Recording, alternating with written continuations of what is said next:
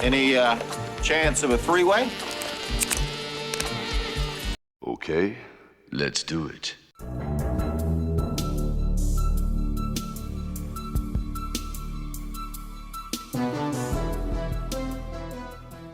Welcome to our film coverage for Tango and Cash, and in this video it's going to be a bit different than our normal film analysis vids, because the film itself does not require a huge deep dive. It's just a fun buddy cop movie with little nuance, and if you try to prescribe any semblance of logic to this film, it really falls apart quickly, and we will go into some of these moments as the film goes along. The movie is aware of what it is, and it doesn't pretend to be serious, and it's not supposed to be taken that way. So what we are going to do here is cover some finished film tidbits while also looking at how different this movie was from its shooting script that was dated May 30th, 1989, just 12 days before shooting began, and you will soon see just how much this movie was altered during filming. When we are talking about the script, this icon will appear in this corner, so you can distinguish different moments from the film if you haven't seen this movie in a while. When we are talking about the movie, you will see this icon. If we're talking about a deleted scene, you will see this icon. If both script and movie match, you will see both icons. And this goes the same for deleted and script.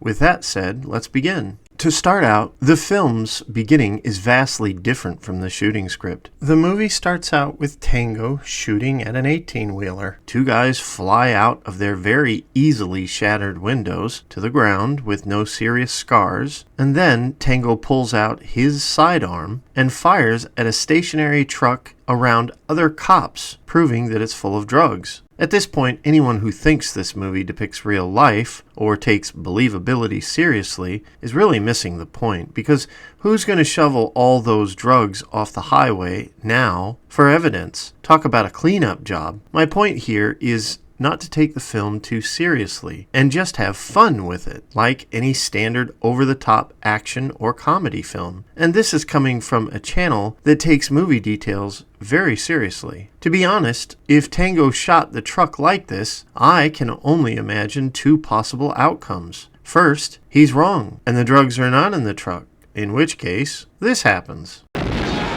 Or the drugs are in there and there's a nice wind that causes it to fly around. And this would happen right after that. We gotta stay loose, you know? Let it cool. Let the coolness get into our vertebrae. If I wanted to be nitpicky, I could go into how firing a sidearm so flippantly would get Ray Tango into trouble. But why would we do that here? This movie is not trying to be believable. The shooting script had a completely different beginning, where Chinese drug lord Hong and Mexican drug lord Lopez are watching news clips of Ray Tango and Gabriel Cash doing busts over their enterprises. They want to kill the cops, but their boss Perret, who is smoking a cigar and described as a man with a scar on his throat from a would-be assassin that failed, tells them they can't risk war with the cops and that they should keep working while he takes care of Tango and Cash. You should recognize this scene because it's in the film, it's just in a different spot without the news clips. The news clips would appear later in a different scene. The introduction of Ray Tango in the original script had him reading a Wall Street Journal in his loft with one hand and using a rowing machine with the other. He puts down his paper to pick up another, and he annoyingly grimaces when he sees Cash made another bust. Then a lady comes in the room in a nightgown and says this. When I look at you lately, I just want to smash your face in. Right.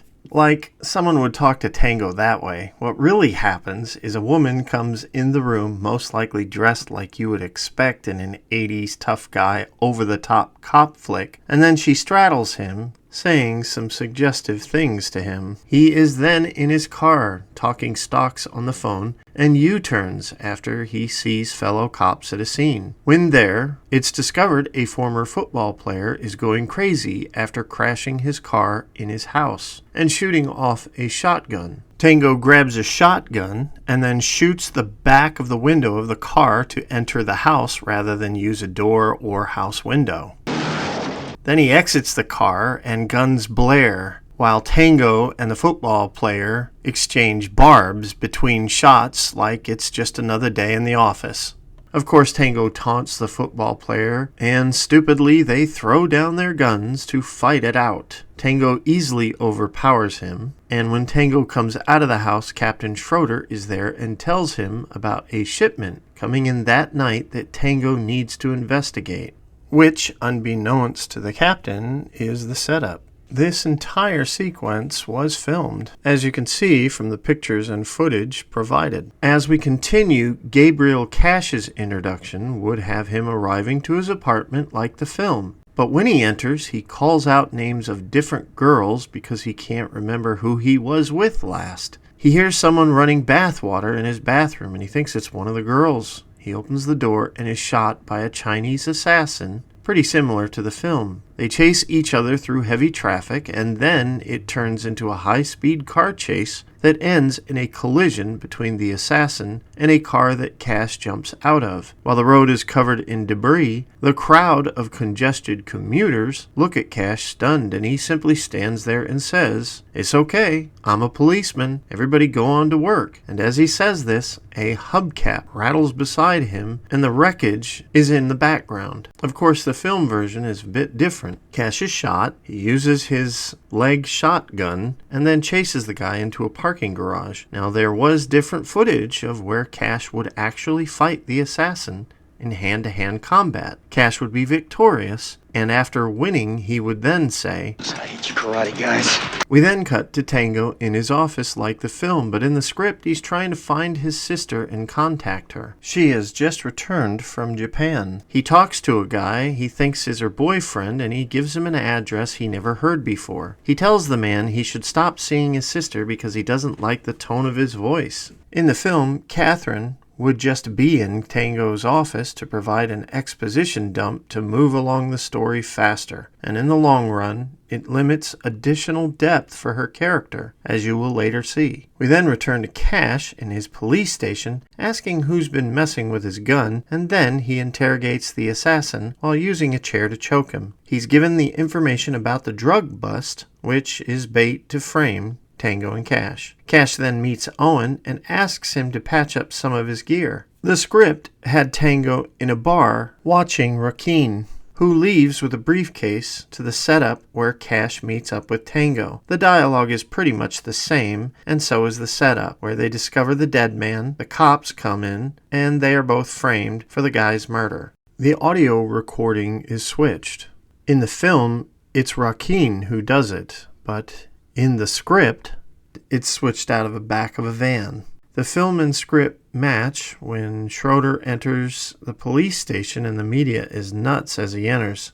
However, the script had more dialogue where Tango's Captain Schroeder, Cash's Captain Holmes, their boss, Captain Garcia, and a Fed are arguing. They want Cash and Tango released while the Feds state they killed one of his men. Then, like the film, Schroeder and Holmes go over the evidence against their two cops, and it doesn't look good. Everything continues like the film where they listen to the tape, and then courtroom scenes occur. The tape authenticator, Skinner, and the corrupt Fed Davis, who was in the surveillance van that switched the tape, lie under oath. Davis is actually cross-examined in the script, but it doesn't enhance the story. Rather, it just expands on Davis's character a little more. The Chinese assassin plays like he knows no English on the stand, and this becomes a point of questioning in the script, where the assassin is asked if he speaks any English. He responds, some, and when asked to clarify, he states, "Quarter pounder with cheese, please?" To which the court erupts in laughter. Finally, Cash just loses his temper and calls the trial bull, but the court goes to recess. Tango's lawyer talks about a plea deal, and after talking to Cash, they decide to take it. Tango gives his speech, but in the script, Cash gives no statement, and this was a great scene added to the finished film while shooting. This whole thing fucking sucks. I mean, this is the biggest pile of shit I've ever seen. Like the film, the script has the same scenes where Tango and Cash are taken away, while Perret talks to Hong about things going back to business as usual, and as a bonus, there is a police corruption investigation plaguing the city, so it will be easier for them to fly under the radar. Back on the prison transport, Cash asks Tango if he uses mousse in his hair and says it looks hip, snarkily, and then they arrive to the prison. Prison scenes were filmed at the Ohio State Reformatory in Mansfield, Ohio, during July 1989. In this prison, the two characters have their shower scene, and the dialogue is the same, with exception to another Kurt Russell omission that was added to the finished film. Yeah, you don't know shit. The film and script match as they enter general population, and Face is introduced here instead of the first scene of the film. They meet their roommates, and I love Slinky. Clint Howard, you are an icon. Love you, man. And when Tango and Cash are taken out of their rooms, Slinky is yelling for revenge. They are taken to a laundry room, like the film, where Face meets them, but Perret or Rakeen never appear. In the script, it's nothing but a brawl with multiple prisoners, and they are beaten to a pulp until the assistant warden appears to save them. The scene where Tango and Cash are electrocuted and Rakeen threatens them was not in the script anywhere. This was completely created for the film itself while production was going on. And it's a better sequence in the long run. In the prison infirmary, Tango and Cash discuss what to do next. Sikowski walks in and tells them he's in charge of the work detail. Cash is less friendly towards Sikowski in the script, as they are not as close as they were in the film. Then they are back in population, and Face threatens to finish the job they started in the laundry room. Sikowski sets Cash up with trash detail and talks to him on how to escape and provides blueprints. Cash tries to get Tango to go, but Tango isn't up for it. Cash tries to escape, and in the script, Sikowski's body does not fall towards him. Instead, it seems like he was double-crossed. Guards, along with Face, start heading towards Cash, and he runs for it. What's a prisoner doing hunting for a fellow prisoner? Yeah, I have to tell myself just to relax and not take the film too seriously, too. Anyways, Tango comes to save the day by helping Cash escape as guards are in hot pursuit. Tango and Cash head to the roof. The guards aren't sure where they went, so they split up. 3 head topside, while the rest search the current floor. Tango jumps to wires and starts climbing hand over hand to the wall of the prison. Face tries to follow them by jumping to the wire and falls to the ground dead. The guards run up and they start shooting, but it's too late. Tango and Cash escape. Of course, the movie version is completely different, with Tango fighting Face and electrocuting him. In the movie, Tango tells Cash to find his sister, but in the script, Tango tells Cash to stay out of his way and leaves him just like that. We then cut to Perret talking to his men who are troubled the ex-cops escaped. The dialogue is exactly the same as the film, and then we cut to Owen's personal basement workshop. He is alone, working on his stuff at his house when Gabe shows up. This was so much better than the setup that we got in the film, because in the movie, Cash just walks into police research just after escaping prison and no one seems to care. It was beyond silly. But once again, we know we're not supposed to take this movie seriously, even though we want to. Anyways, in the script, Cash is given clothes by Owen, and then a woman dating Owen appears, stating that she saw Cash on TV. He says he hasn't been on TV, but she insists she saw him in Growing Pains. Cash whispers to Owen, "Not an intellectual giant, huh, Owen?" To which Owen tells him she's a rocket scientist for NASA. The girlfriend then buggers off, and Owen tells Cash to use his car and gives him a gun. Then Cash leaves. Tango heads to his girlfriend, who is in his loft at the beginning of the script, and he gets some clothes. She offers for Tango to stay at her place, but Tango says he's heading to his sister's, to which no one should know where she lives since she got back from Japan recently. Then Tango heads to Davis's house, who was the corrupt Fed. I say was because Tango finds him in his bathroom with his head blown off. It is very graphically described in the script. Tango then goes to a phone in the living room, picks up a receiver with his bare hands, and reports the homicide. He has motive, they now have prints, and can confirm where he called from. How insanely stupid. Glad this wasn't in the film. The script continues having Cash investigate the scene where he and Tango were set up. It is there Tango meets up with Cash again, and Cash gets annoyed that Tango is not working with him. Frustrated, the two part again. Then the script has two cops staking out Skinner's place, and they spot Cash. A chase ensues, and Cash ducks into a club where Kiki is dancing. Cash sneaks in the back and meets Kiki and flirts with her incessantly. He offers to take her home and asks if they can go out the back because he's famous. Kiki laughs at him and doesn't reveal who she is. Now there is deleted footage of this scene because here is a picture of Kiki in her server's outfit rather than the dancer's outfit, and you can see it is the server's outfit because in the background of this photo you can see another server. However, all this was cut to rush this scene along, and yet again diminishing Kiki's character, which you will see even more of in future moments. She helps him out the back and he drives her home using Owen's car. Despite these changes, if we had gone with the script, we wouldn't have had what we got in the finished film with Russell in drag, which is a very memorable scene. When we get to Kiki's apartment, she lets him in and Cash offers to cook for her. He makes a mess of her kitchen and she is entertained by his charm till he says if she kisses him on the cheek, he will let her try his meal. When she moves into his cheek, he turns his head so that she kisses him on the lips. And that is when Tango is seen standing in the doorway. Tango is agitated by the sight, and Cash grabs a frying pan, saying he didn't know she was his girlfriend. Tango states she's his sister.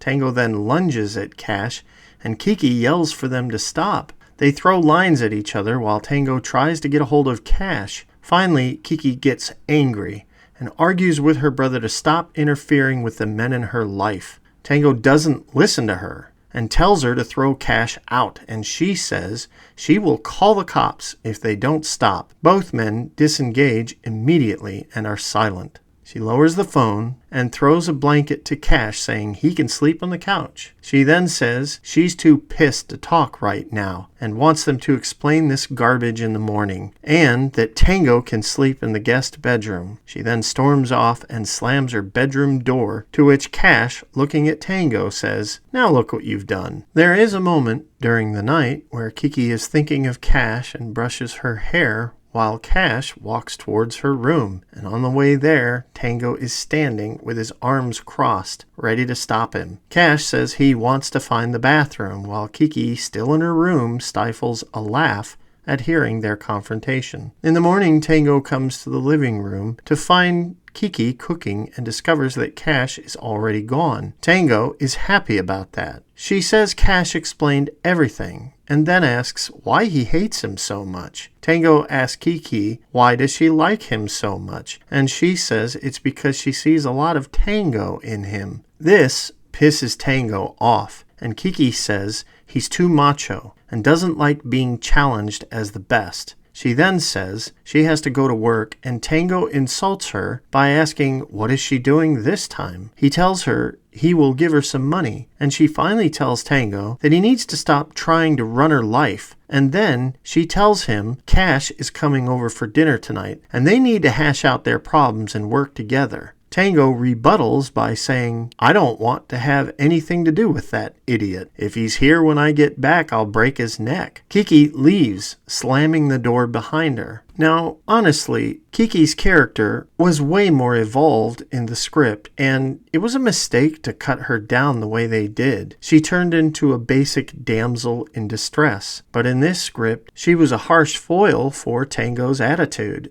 Now, the script makes out Russell's character as pretty likable, while Tango was being very cold.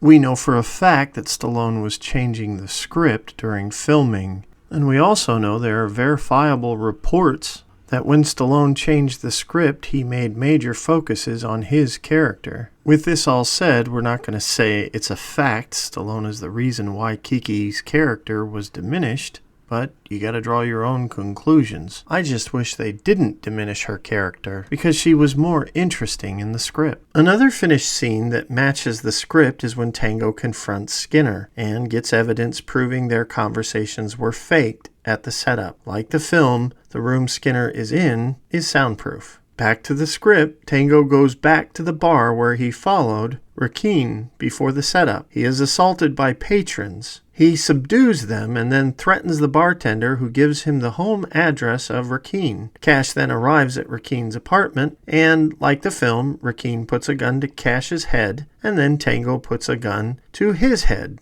disarming the situation. The two fight over who will question Rakeen, and Cash is allowed 3 minutes. Cash fails to get any information from him, and then Tango does his grenade fake out, and Rakeen reveals he works for Perret. Tango and Cash never heard of him. Rakeen spills the beans about the setup, and that Hong and Lopez were in on it. He tells them exactly where Perret is based in the desert. They then leave Rakeen, and Cash tells Tango he knows a guy who can help them. Tango doesn't listen, though, and demands to know if Cash was with his sister sexually. Cash won't answer, and Tango punches a window out in frustration. Finally, Cash says it's none of his business, as Cash heads to Owen's during the night. When they arrive at Owen's house, he has a dossier of Perret, and it reveals he was once a former mercenary who failed to get in the CIA because he was untrustworthy. He then gives them a 4-wheeler that is double armored, bulletproof glass all around, 2 9mm cannons mounted on each side, fires 30 rounds a second, each carries 500 rounds. This thing will run through a brick wall. They are also given a motorcycle that can fit inside the 4-wheeler. As Tango and Cash approach Perret's lair, inside we see Kiki bound and sitting in a chair. Outside, the 4-wheeler tries to break the gate but fails, and men begin firing on the vehicle, which is definitely bulletproof. Out of the back of the truck, Cash fires out with a motorcycle and drives into the night, leaving Tango in the truck. Then Cash turns and drives the bike over the gate by using a ramp as he fires weapons from the bike. There is a firefight, and Lopez and Hong try to get away in a truck that has ammunition crates in the back of it. As they drive away, crates fall, and the two heroes chase after them. Tango fires, and because of the ammunition, the truck explodes, killing the drug lords. Then Tango and Cash focus on Perret's 3rd-story window, which is the only room that has a light on. They fight their way towards his office to see Perret dragging Kiki towards a hangar, where he waves at them in triumph. The building then explodes, and Tango and Cash survive to chase after Perret and Kiki, who are heading for a plane. And that was the script. The ending was not finished, and that is how the film went into production. The lack of an ending would cause a new one to be made where big construction trucks with ridiculous armaments ruled the screen. During a moment when the van was supposed to be on fire, Stallone almost caught on fire. Both Russell and Stallone survived the situation, but Stallone's eyebrows were singed, and some of his hair was as well. After the film was released, it was not without mockery, as Tango and Cash was nominated for 3 Golden Razzie Awards. The first was Stallone for Worst Actor, who lost to William Shatner for Star Trek V. Russell, in Drag, was the Worst Supporting Actress, and he lost to Brooke Shields in Speed Zone. And Tango and Cash also got nominated for Worst Screenplay, which lost to Harlem Nights. In 2019, Stallone stated he wanted to do a sequel and was trying to convince Kurt Russell to return. But when asked about it by the press, Russell stated that Stallone and he were in their unprime. So nothing came of the project in the end. Let's be honest, Tango and Cash is completely ludicrous and unbelievable. Nothing in this movie quantifies reality in many ways. And it's just perfect the way it is. The chemistry of Stallone and Russell is on par with Gibson and Glover in Lethal Weapon, though it lacks the serious edge of that film. The action is fun, the performances are great, and the laughs are greatly timed. It's one great buddy cop movie. One of the reason my coverage of the film is this way is because